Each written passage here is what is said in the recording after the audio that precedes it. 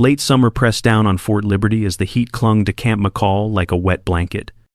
The weapons benches rattled with easy laughter as officer candidates crowded shoulder to shoulder, swapping bravado that carried across the concrete.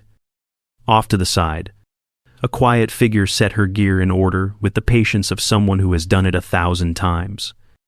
Lieutenant Commander Nora Hayes wore a temporary specialist cover for the evaluation, her presence unnoticed by most of the crowd. She eased the M110A1 SDMR into her hands and moved with measured certainty. She locked the bolt to the rear, checked the chamber and bolt face, then sent the bolt forward on a closed bolt. A fresh magazine seated with a clean push, followed by a firm tug check to confirm it held true. Her M17 remained in a training configuration inside the holster, strapped snug, while a blue rubber training knife rested where it could be reached without fuss. Ryan Blake worked the edges of the group with that familiar swagger, filling space with sound and gestures, eager to be seen leading before anything called for leadership. Nora kept her elbows in, shoulders relaxed, eyes scanning lanes and corners as if mapping the air itself. Up in the control room, Brigadier General Ethan Ward watched without saying a word. Uniform, correct. Bearing formal. The staff around him focused on a joint USASOC and JSOC leadership validation. The field felt loud at first, then strangely small, and a single idea settled over it like shade on concrete. Calm is the byproduct of preparation. The course at Fort Liberty sits under USASOC and runs at Camp Mackall as a joint leadership validation built to test judgment more than volume. The candidates here are officer candidates, not academy cadets, and they rotate through lanes that mix stress with decision points. Lieutenant Commander Nora Hayes arrives under a temporary specialist cover to support the evaluation. A Naval Special Warfare officer previously attached to a JSOC task force without naming sensitive units. She carries herself with quiet economy that fits the standard rather than the spotlight. Oversight lives in the control room, where Brigadier General Ethan Ward watches the floor through a wall of monitors. With him are the exercise director and the range safety officer, each tracking comms, safety flags, and lane timing. Training ROE governs every movement, and the M17 pistols run UTM or blanks depending on the lane. Blue or red rubber training knives replace steel, while muzzle discipline and trigger discipline frame every correction. On the line, the M110A1 SDMR rides a 2-point sling at the back. Closed bolt after a correct sequence of lock to the rear. Inspect the chamber and bolt face. Then send the bolt forward. Seat the magazine. And tug check. The M17 stays in the holster in training configuration until the lane demands a draw. Ryan Blake favors posture and projection, eager to be seen, giving direction.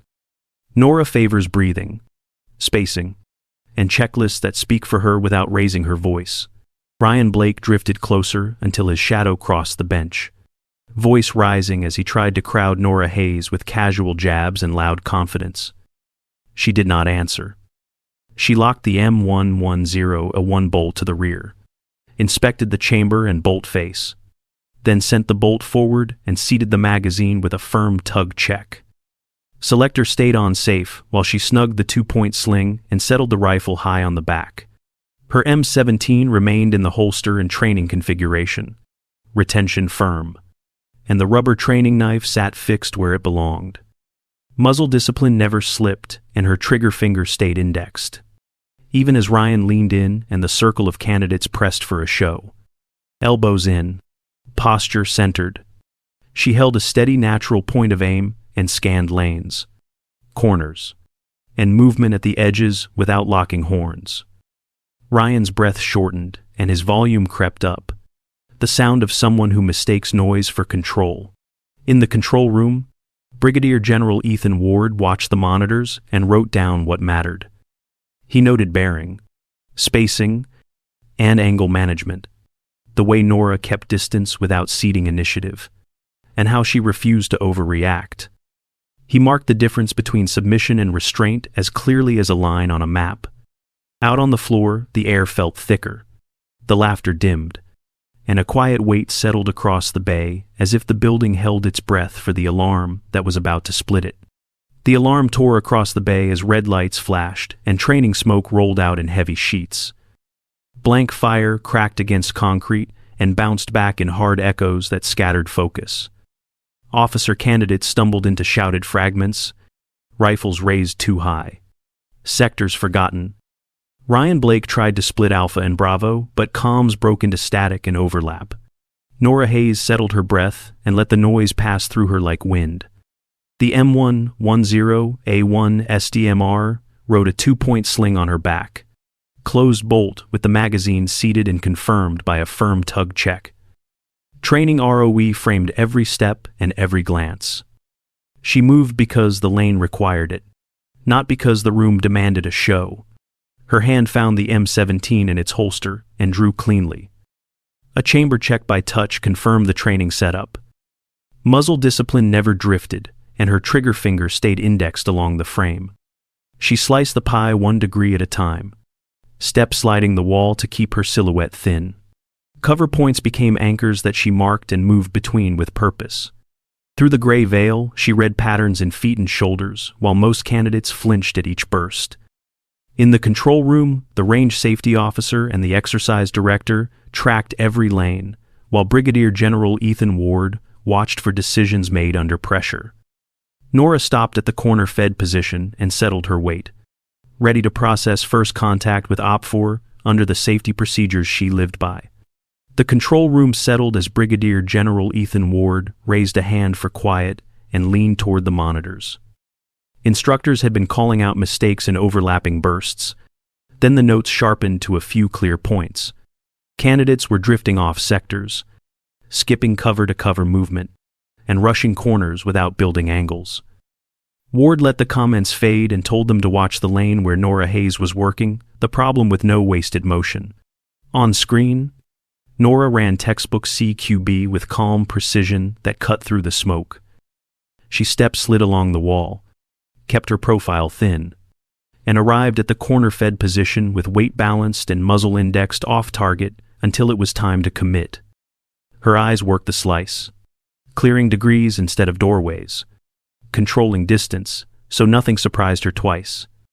Breathing stayed steady, and her stance never chased the noise.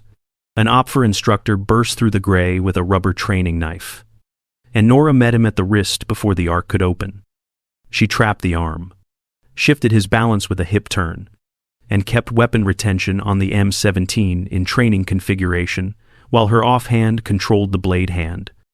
She stripped the knife cleanly, transitioned to a safe hold, and held until the comply signal came through. The range safety officer called safe. The exercise director logged the contact, and a respectful hush settled over the room as they recognized practice, not luck. Carrying the lane, Master Gunnery Sergeant Paul Rios stepped out of the smoke with the steady pace of a Marine who knows how to close distance. As the MARSOC liaison, he carried the OPFOR role at full pressure, driving in with an aggressive closing that snapped attention across the bay. Training ROE framed the encounter from the first step, and every move was under a safety lens. Nora Hayes squared to the problem with the M110A1 on a 2-point sling. Closed bolt. Magazine seated and confirmed with a tug check. Sling cinched to keep the rifle from fouling the fight. Rios surged to open the knife line, and Nora slipped inside the arc before the swing matured. Her forearm pinned his elbow. Hip turned to redirect momentum, and an arm trap set the lever, while wrist control stripped power from the blade hand. Weapon retention stayed solid with the M17 secured in the holster as her free hand guided balance to the edge. A short, controlled stun to the mandibular angle, or a touch to the suprascapular point. Broke posture without risking injury, and the rubber training knife clattered to the floor. Nora eased a half-step back and signaled de-escalation while Rios stabilized to a knee with hands visible. The range safety officer called the contact safe, and the exercise director logged the sequence in real time. Brigadier General Ethan Ward watched the monitors and let the room absorb what disciplined mechanics look like at full speed. Rios rose. gave a small nod that read, "Clean work," and the lane rolled forward under the same quiet standard. The ceasefire tone rolled across the bay, and the lights shifted to white as the training smoke thinned into lazy streaks. The range safety officer cleared each lane by number and held a hand over the radios. Calm and precise. Master Gunnery Sergeant Paul Rios lifted a palm to signal he was good, then pointed to the rubber training knife so a staff member could log and secure it. Sound fell to a hush that felt heavier than the noise before it. Nora Hayes brought the M17 back to the holster and pressed a quiet retention check. The M110A1 SDMR rode high on the 2-point sling. Bolt closed after the earlier inspection. Magazine seated and confirmed with a firm tug as she shifted it to a safe carry. She stepped to her mark and settled into parade rest without a glance to the side. Across the floor, the officer candidates stood scattered with their breathing loud in the empty space. A faint clink of metal echoing from somewhere deep in the structure. Brigadier General Ethan Ward appeared at the edge of the training floor and moved in a measured walk that needed no introduction. He passed between lanes without touching a thing. Posture clean, eyes forward, and stopped at a respectful distance from the front rank. Ryan Blake fixed his gaze to the concrete and let the weight of the moment land. The room held still like a cable that had just stopped shaking, and everyone understood that the evaluation reached beyond drills into discipline and respect when the storm had just moved on. Brigadier General Ethan Ward moved to the training line while the officer candidates held their positions and Nora Hayes stood at parade rest. She took a half step to reporting distance, came to attention, and rendered a crisp salute with eyes straight ahead. Ward returned the salute, offered a brief handshake, and gave a small signal that brought the formation to at ease. The floor felt steady again, not because the noise had stopped, but because the ritual put everyone back inside the same frame. Ward spoke with the measured cadence of a leader who has seen mistakes turn costly. He called out the failure of judgment and the danger that grows when arrogance outruns skill, then made clear that silence is discipline, not weakness. He identified the quiet specialist by name and service. Lieutenant Commander Nora Hayes, United States Navy, a Naval Special Warfare officer who had been attached to a JSOC task force in prior deployments. He listed only what training policy allowed: a Silver Star, 2 Bronze Star medals with V device, and a Purple Heart. And he did it without drama because the facts did not need help. Ryan Blake stood taller without lifting his head, and the line beside him shifted their weight into a steadier brace. Pride drained from their shoulders, and something more durable took its place. Faces tightened, chins set, and hands found a natural stillness on slings and belts. Ward closed by setting a simple standard for leadership that would live past the smoke. Listen first. Respect your teammates, and hold your calm when the pressure climbs. Brigadier General Ethan Ward announced an internal designation for the joint evaluation at Fort Liberty run by USASOC. From this class forward, the lane would carry the name Cole Protocol Exercise, a standard that measures composure under pressure and sound judgment rather than volume or blind endurance. He framed it as a training marker used inside the force, not a public ceremony, and reminded everyone that OPSEC and proper courtesies remain the baseline. The message landed with a calm weight that matched the spirit of the test. The grading sheet tightened around clear behaviors that matter when things get loud. Communication had to be brief and understood. Sectors had to be owned. Movement had to go from cover to cover, and every step had to respect the training ROE. Sloppy corner work, wandering muzzles, and rush checks would cost points because they cost safety in the real world. Clean process would be rewarded because clean process holds up when the room turns ugly. A small ritual grew around the name and turned into unit culture. Before each run, the officer candidates paused at a squat concrete pillar. The bay crew called Cole Point and tapped it with a glove. A quick reminder to respect the work and the people beside them. The flow of a typical day changed as well, with tight briefings, systematic safety checks, and accurate weapons handling on the line. The M110A1 rode closed bolt with the magazine seated and confirmed by a tug check. The M17 stayed in training configuration until the lane called for it. Comms stayed clear, and AARs focused on execution over ego. For one quiet breath before the horn, the formation held still and remembered that real strength rises from preparation and respect, not noise. Brigadier General Ethan Ward made the assignment in a tone that left no room for misunderstanding. Officer candidate Ryan Blake would serve as a temporary aide to Lieutenant Commander Nora Hayes and learn by watching and doing. The order landed quietly, and the next morning Ryan met her before first light to start with checklists instead of chatter. Nora moved through equipment accountability with steady hands and clear nods, then reviewed the comms rack within authorized limits and signed off what needed to roll to the range. On the firing line, she never rushed.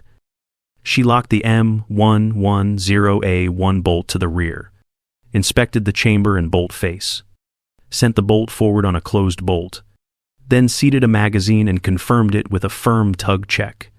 She verified the M17 remained in training configuration inside the holster, kept muzzle discipline tight, and kept her trigger finger indexed until the lane required more.